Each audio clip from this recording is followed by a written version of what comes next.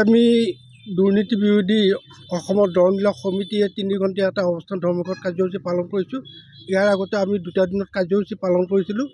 ইতিমধ্যে গোটেই চিপাঝাৰ বা দৰং অসমৰ মানুহে জানে যে চিপাঝাৰত মাটি দালালে দপদপাই আছে। বহুতো মানুহৰ দুখীয়া মানুহৰ মাটি তেওঁলোকে বলপূৰ্বকভাৱে দখল কৰিছে আৰু এতিয়া তেওঁলোকে জেলৰ পৰা ওলাই অহাৰ পিছতো মোৰ ওচৰতে ভৱেশ নাথ আছে। তেওঁক ভাবুকি দিছে যে মোৰ মাটি তই ওচৰত নাহিবি, তোক চাই ল'ম, এই ধৰণে। তাৰপিছত আমাৰ ইয়াত যিমানবিলাক মাটি বেদখল হৈছে, দালালে মাটি দুখীয়া মানুহক কাঢ়ি লৈছে, সেই মাটিবিলাক আজিলৈকেও তেওঁলোকৰ হাতত আছে। মাটিবিলাক যিসকল দালালে ম্যাদী পট্টাৰ মাটি, কাৰোবাৰ ব্যক্তিগত মাটি বলপূৰ্বকভাৱে তেওঁলোকে দখল কৰি বিক্ৰী কৰিছে, সেই মাটিবিলাক ঘূৰাই দিব লাগে।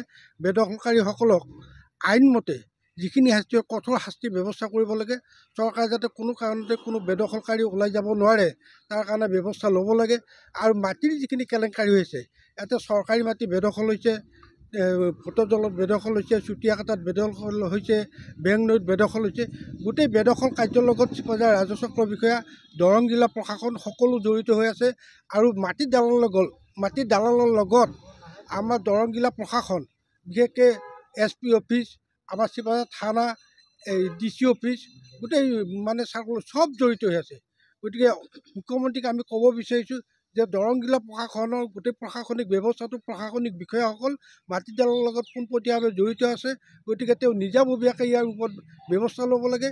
মাটি দালালসকলে 15 দিনো থকা নাই, তেওঁলোক জেলৰ পৰা ওলাই আহিলে নিশ্চয় তেওঁলোকৰ ওপৰত থানাই যি ধৰণে ব্যৱস্থা ল'ব লাগিছিল ব্যৱস্থা লোৱা নাই। সেইকাৰণে আমাৰ অভিযোগ আছে, মাটিৰ দালালসকলক কঠোৰ ব্যৱস্থা ল'ব লাগে। আৰু যদি নিয়মত পৰে, আইনৰ গণ্ডিৰ ভিতৰত পৰে, তেওঁলোকক ফাঁচীৰ ব্যৱস্থা কৰিব লাগে। আমাৰ ফাঁচীৰ দাবীটো আমাৰ এটা দাবী হৈ আছে। কাৰণ মাটিৰ দালালে দুখীয়া মানুহৰ মাটি কাঢ়ি লৈছে, তেজ চুহি খাইছে। এইকাৰণে সেইসকলক আমাৰ ফাঁচী দিলেও আমি আপত্তি কৰা নাই। তেওঁলোকক আইনৰ কঠোৰ দৃষ্টিভংগীৰে তেওঁলোকৰ ওপৰত শাস্তি ব্যৱস্থা কৰিব লাগে। এইখিনি হৈছে আমি মুখ্যমন্ত্ৰীৰ ওচৰত অনুৰোধ জনাইছোঁ আৰু দাবী কৰিছোঁ। আৰু অহা মাহৰ ভিতৰতে আমি মাননীয় মুখ্যমন্ত্ৰী মহোদয়ক নিজে লগ কৰি এই দাবী উত্থাপন কৰিম।